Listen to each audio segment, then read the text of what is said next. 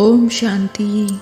आप सभी ने माइकल जॉर्डन का नाम तो सुना ही होगा। ये बास्केटबॉल के फेमस खिलाड़ी हैं जिन्होंने अपनी कठिन मेहनत के बलबूते पर यह सफलता प्राप्त की। आपको इनकी इस मोटिवेशनल स्टोरी से बहुत प्रेरणा मिलने वाली है। तो आइए शुरू करते हैं। माइकल जॉर्डन बचपन से ही अपने पापा के आज्ञाकारी बेटे थे। एक बार उनके पिता ने उनको एक टी शर्ट दी और कहा कि माइकल, इस टी शर्ट को बेच कर दिखाओ। माइकल कभी नहीं बोले कि पिताजी मैं यह काम नहीं करूँगा। माइकल गए और उस टी शर्ट को $1 में बेच कर आए।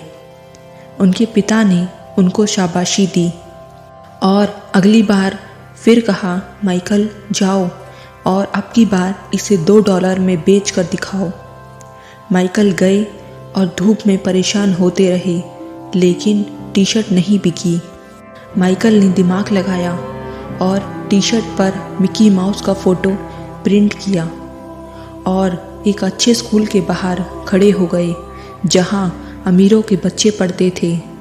तभी एक बच्चे को वह टी शर्ट पसंद आ गई और उसके माता पिता ने उस बच्चे को वह टी शर्ट दिला दी। इसके बदले माइकल को $20 मिले। माइकल घर आए और पिता को $20 थमा दिए। पिता ने उनको शाबाशी दी। एक बार फिर उनके पिता ने उनको यही काम दिया, लेकिन इस बार टी शर्ट $200 में बेचनी थी।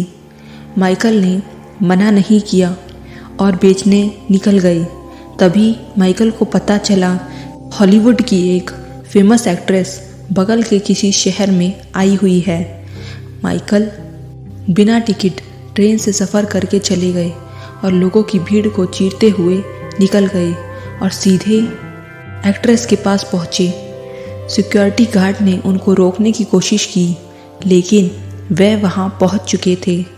माइकल के मासूम चेहरे को देखकर एक्ट्रेस ने उनको ऑटोग्राफ दिया। माइकल वापस आए और चौराहे पर आके टी शर्ट को बेचने लगे। कुछ ही देर में वहाँ लोगों की भीड़ जमा हो गई। हर कोई वह टी शर्ट खरीदने के लिए आतुर था। किसी ने कहा $200, किसी ने कहा $500 और अंततः वह टी शर्ट माइकल ने $2000 में बेच दी। जब वह उनके पिता के पास आए तो पिता ने ये सुनकर उनको गले से लगा लिया और कहा, बेटा तू दुनिया में बहुत नाम कमाएगा, तू जो चाहे वह कर सकता है। और आज माइकल जॉर्डन बास्केटबॉल की दुनिया का शहंशाह है। तो देखो, माइकल की यह कहानी हमें यह सिखाती है कि हर वक्त बहानेबाजी करने से सफलता नहीं मिलती, बल्कि बहानों से आगे बढ़कर सोचने और अपनी बुद्धि का सही इस्तेमाल करने से सफलता मिलती है। मुझे लगता है आपको यह मोटिवेशनल स्टोरी अच्छी लगी होगी। इस मोटिवेशनल स्टोरी को सुनने के लिए दिल से आपका शुक्रिया।